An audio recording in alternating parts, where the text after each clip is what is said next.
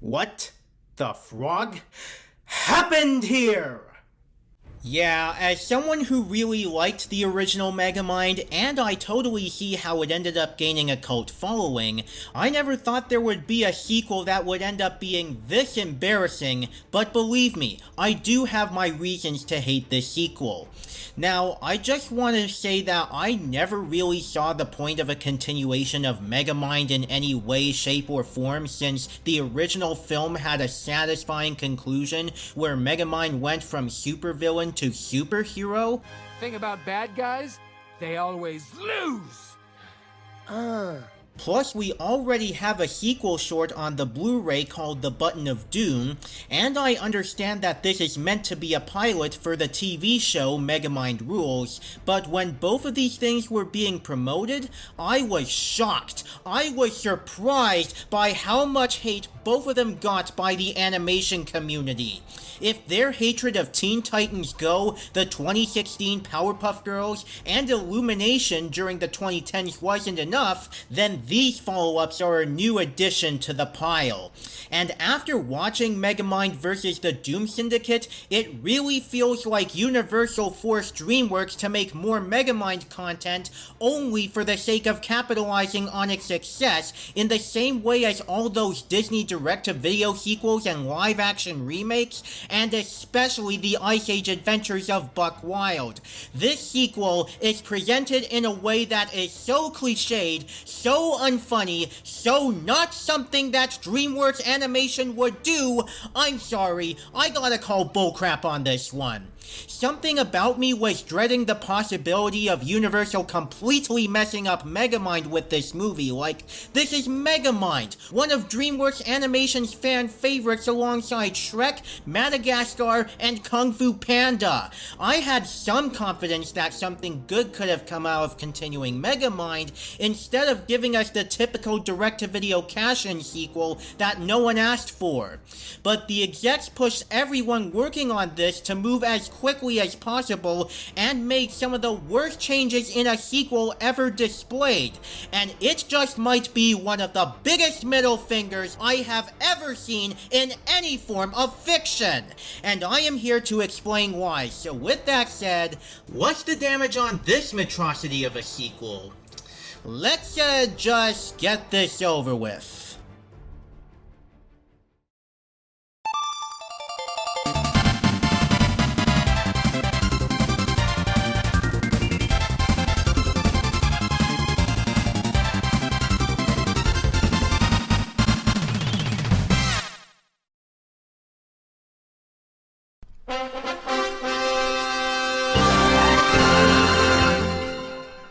2 days after defeating Titan and becoming the new hero of Metrocity, Megamind and Minion, who now goes by the name of Old Chum for some reason, stop a criminal trio called the Go Fish Gang from stealing a priceless fish, and are then awarded the key to the city.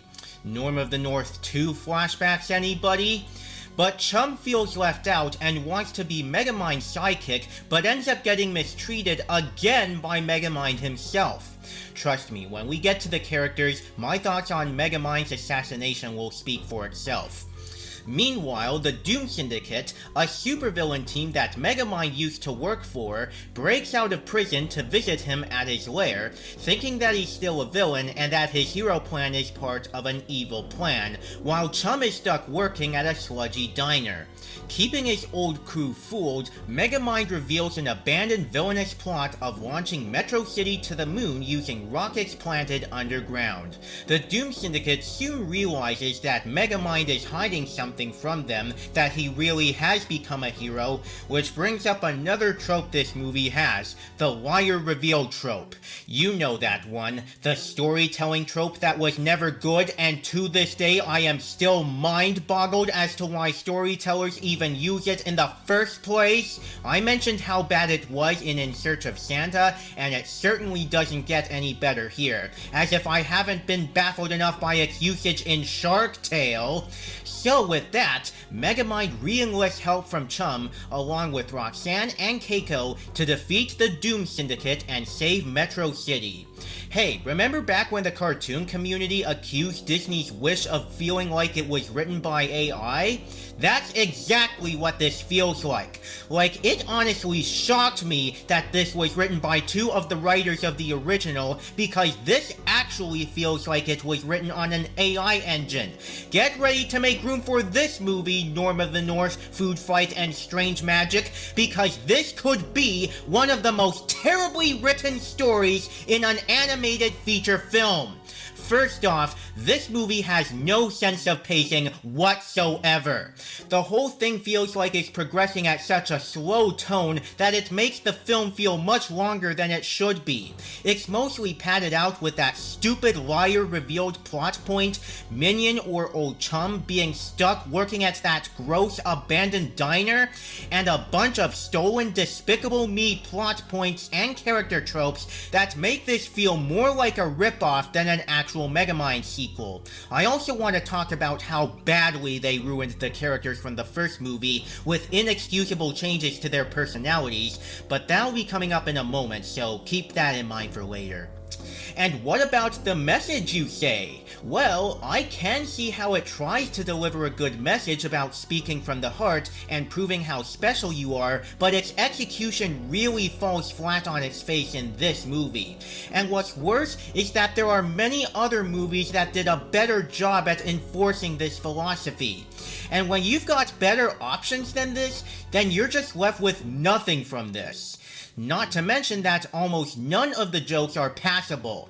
Maybe at least one joke seemed to work for me, but the rest is just low-brow humor that tries desperately to be cool, hip, modern, and trendy for the younger audience.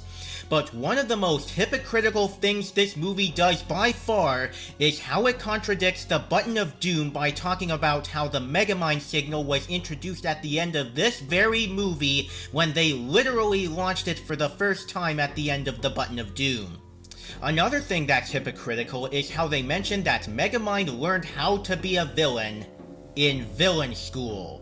What the frog is going on here? You're telling me that Megamind studied at villain school? Then why did he learn to be a villain from criminals in prison? Holy crap! It's the biggest defining aspect of Megamind's character we see in the first movie, and they couldn't even get that right! I swear to God, it's like this movie was just turned into a dumb fan fiction! And for that matter, did you us actually see the first movie? The whole point of his character is that he was taught by prisoners on how to be a criminal mastermind and went to a schoolhouse with actual kids only to be treated horribly by his fellow classmates. How do you miss the point of something this simple that hard? Did you just intake the same stupid idiocy Megamind has when he screws over Minion, Old Chum? Did you become that stupid in order to forget the most fundamental element of Megamind's personality? This is like if in Kung Fu Panda 3 they mentioned how Po was taken away from his parents by Mr. Ping instead of his mother abandoning him to save his life in Kung Fu Panda 2 during the war. Who wrote this? How can a sequel to Megamind be this freaking stupid? It's like Universal just shot DreamWorks in the back and took over the production in the wake of their murder in order to pump out more Megamind content only to cash in on its status as a cult classic and piss off the entire fan base. And with a story that is as unfixably broken and horrendously written as this, it just goes to show that turning Megamind into a franchise was a complete mistake in every feasible way. And action. Now this is where things start to get really heartbreaking. The characters in this sequel are bland and irritating. They are so bland and irritating. All the new characters are pointless, while all the old characters that appear in this sequel are completely stripped of their identity from the first movie. It really breaks my heart with how this film assassinates its characters. Let me start off with Megamind, and, how do I feel about him in this movie? He's an asshole. Remember how Megamind himself started out? How he was a type of villain that you would love to hate? How he was ridiculed by his schoolmates, including Metro Man as a child? And how his relationship with Minion was sometimes complicated, but despite all those things, he got along with Minion and Roxanne Ritchie very well in the end after realizing his mistakes? And at the end of the first movie, he succeeds in defeating Titan after accidentally making a new villain out of Hal, and he becomes the new defender of Metrocity. Yeah, remember how good those things were? Remember how compelling it was as development for Megamind's character? Get the frog out of here, because now his personality has been assassinated, and he is now a completely infuriating jerk and an insufferable moron who forgets all his character development from the predecessor, and does nothing but treat Minion or old chum like crap for the majority of the movie, instead of doing something more respectful to him like, oh, I don't know, promoting him to official sidekick for all eternity! Like, I know the point of Megamind's character in the first movie is that he is egocentric, but not on this level. Jesus Christ, even the Emperor's New School didn't assassinate Kuzco's character from the Emperor's New Groove this much, and I actually like that show. Not only that, but Megamind is so stupid in this sequel that he even falls victim to that freaking tiring liar revealed plot point, which again could make this the next Shark Tale, but even worse! He's tricked by the Doom Syndicate into thinking that he's still part of their villainous group, but then he lies about it near the end, yet doesn't admit it for the majority of the plot. What a complete hypocrite! As for Minion, he's been renamed to Old Chum. Why? I get the reason for his name change, but they can't make a good reference to the Minions? Because both Megamind and Despicable Me are legally owned by Universal since they own both DreamWorks and Illumination. In terms of his character though, he was one of my personal favorite characters from the first Megamind, alongside the Blue Genius himself, mainly for how funny he was, like when he was working on the Black Mamba suit, not to mention the amount of heart that he had, and how much he cared about Megamind as his best friend. Well, too bad this sequel had to throw it all away. Now he's pretty much the sidekick who gets treated like crap by his own best friend for no freaking reason. So what does that leave him with? Nothing! Absolutely nothing! After Megamind refuses to give him the promotion to official sidekick, Chum just spends the vast majority of the movie working at the rotting diner before joining Megamind and the rest of the gang for battle against the Doom Syndicate, and that's it. He's just stuck at the restaurant with nothing to do. Great job, Universal. You just ruined one of my favorite characters from the original film. Literally just dust in the wind. Just throw everything that I liked about Minion out to sea. And Roxanne Ritchie has nothing really interesting for me to analyze her character for this movie, though I liked her in the first one, so let's just talk about the new characters before I completely lose my mind. Buckle up. Keiko is just an annoying geeky girl character who's there sometimes just to enforce that poorly executed message similar to Vera in Norm of the North, and the Go Fish gang are completely stupid and unnecessary just with the idea that they're fish villains alone, almost as if the writers ran out of ideas. But then there's the Doom Syndicates themselves, who are just bland villains with nothing interesting to offer, and even one of its members, Pierre Pressure, is the French mime villain trope, which has been done to death in other pieces of animated media with a superhero in it, including one of the better examples, Bon Voyage from The Incredibles. This trope is getting so tiresome that it needs to die out already, for God's sake. If you want to make a French supervillain nowadays, go for stuff like someone dressed like Napoleon and his soldiers, but not a freaking mime! That trope's welcome is already worn out. And the worst thing about the Doom Syndicate is that if DreamWorks and Universal actually handled them well in terms of writing, this film would have been more tolerable at the very least. But no, all that potential had to be wasted. If the character assassination and the pointless newcomers weren't enough, the voice acting for the old characters is just terrible. Like, one thing that can play a big part in how the acting sucked is how the lip syncing doesn't match with their actual dialogue, along with how some of the extra dialogue had to be changed, but all the original actors, including Will Ferrell, David Cross, and Tina Fey, were all replaced by other really talented people like Keith Ferguson, Josh Brenner, and Laura Post, and while all of them seem to try, it's easy to see how they failed to replicate the original actors with their performance. I see some old friends. I see new friends. I see friends who frankly should put some pants on and venture outside occasionally. Seriously, get some sun! I don't care if they've been turned into a Despicable Me ripoff trope, or a complete jerk, or whatever. What this movie does to the old characters is unforgiving, and when you add other pointless characters to the bunch, it makes the movie even more painful to watch.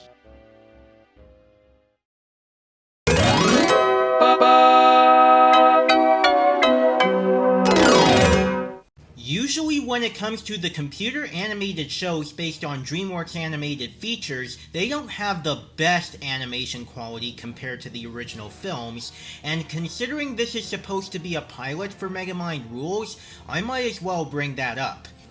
Now, with that said, this looks cheap! I know some of you are gonna say to me, it's a direct-to-home media or direct-to-streaming film or sequel. What do you expect? But then again, I've seen some direct-to-DVD sequels that have a higher standard than whatever this is. This feels like one of those open-season direct-to-DVD sequels, or the Ice Age Adventures of Buck Wild in terms of animation quality, where everything about it looks like a PS2 cutscene. Now, I wouldn't really call this the worst animation I've seen, like, at least it's not as intelligence insulting or poorly designed like what was done with the pile of junk that are the Norm of the North movies. Now, I'm not gonna act like some angry nerd reviewer and complain about the animation by questioning the animators like, what were they thinking? I'm sure the animators were trying their hardest to make it look real like the original film. I'd rather blame not only the rendering of the visuals for how overly cheap it looks, but also the execs for how they treated the animators. Of course, this animation was not provided by DreamWorks themselves. This was actually animated by 88 Pictures and Doberman Pictures.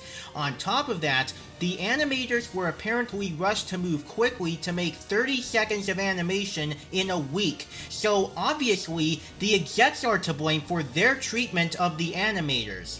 As a result, the animation on the characters and the objects is very stiff, unnatural, and even jarring. For example, the glass circle shakes before the water bursts out of the tank when one of the Go Fish gang members cuts through the glass with the swordfish. What? That's not how physics even work! Plus, I noticed that some of the lip movements are out of sync with the dialogue, presumably because some of that dialogue had to be changed at the last minute, which explains how this whole thing looks like a PS2 cutscene. Even the action scenes are a joke, like, are we gonna see more cinematic action in this film like we did when we saw Metro Man flying around Metro City, or Titan dragging Roxanne across the city at night, or Megamind's final battle with Titan? No, screw it, let's just have some dull and laughable fight scenes of Megamind and the Doom Syndicate. And let's watch a scene where Megamind and Roxanne are shooting tennis balls at the Doom Syndicate, and during the slow motion, there's tennis balls magically appearing in the air from their launchers. How much of a joke can this animation get? Another downgrade this movie has is that Metro City looks nearly empty in comparison to the first film. There's barely anything happening in the background, less people, less moving cars, and no destruction caused by the battles with the Doom Syndicate. I have never seen a city in animation this empty. The most that it's not so empty is the scene where Megamind enters the dance floor. The only good thing I can say is that the film does still look colorful like before. Otherwise, I've got nothing else to say about the animation other than the execution of it came out so badly, even for a direct-to-streaming movie like this. It's too rushed, it's too cheap, it's too bare bones, and it's a big downgrade from when we first saw the world of Megamind back in 2010. Wow! It has been such a long time since a new animated feature film insulted my intelligence to such a stupid degree. And after watching this travesty, I have no desire to watch the Megamind Rules series. This might sound harsh to say, but Megamind vs. the Doom Syndicate just might be the worst movie that DreamWorks Animation has put out to date, even more than stuff like The Boss Baby.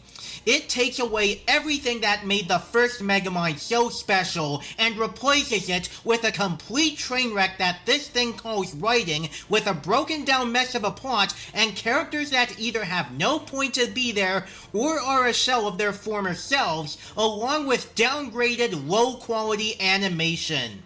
Of all the lower tier DreamWorks animated movies I've seen, even some of the other bad ones had at least something I liked about them. There were some actual good things about those movies, and they were 98% close to giving me the belief that it wasn't a complete waste of my time, most notably in their animation. But with this movie, there are barely any redeeming qualities in any aspect of it.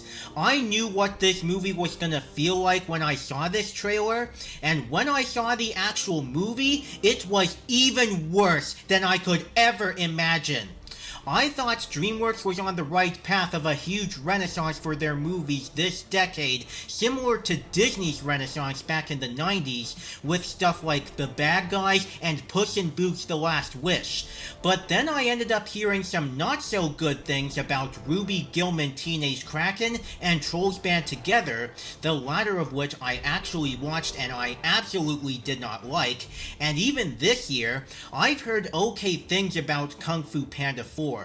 The only film I've seen a lot of people really enjoying from DreamWorks this year is Orion and the Dark, and I'm also hoping that The Wild Robot turns out amazing.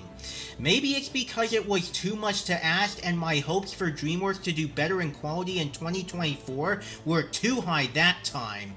But all I can say is that this movie has proven that Megamind has no reason to even become a franchise. There are a lot of other films by DreamWorks Animation, even in terms of sequels, that are way more deserving of my time than this garbage fire, and I'd even take many of their other lower tier films over this, like The Boss Baby, Shrek the Third, and Shark Tale.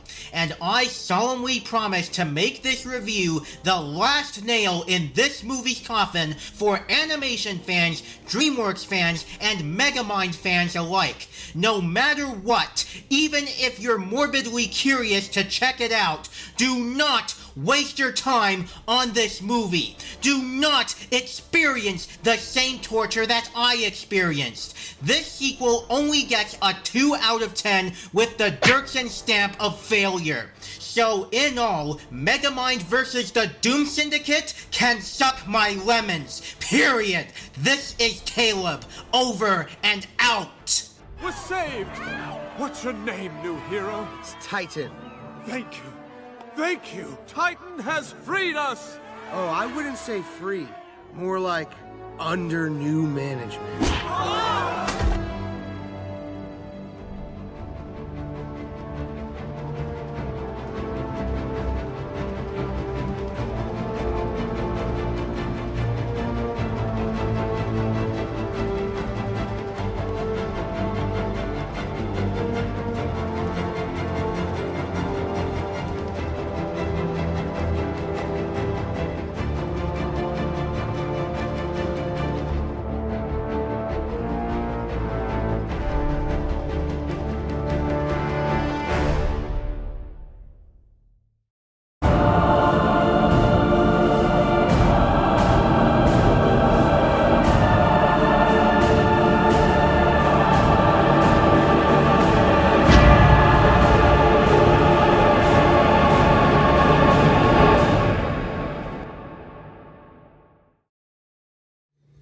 Hey guys, how you doing? This is Caleb, and I just want to tell you guys that this is going to be my last negative review for now.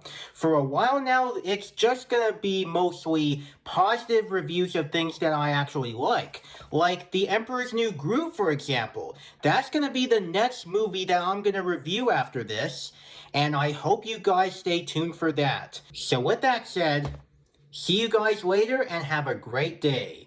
This is Caleb, over and out.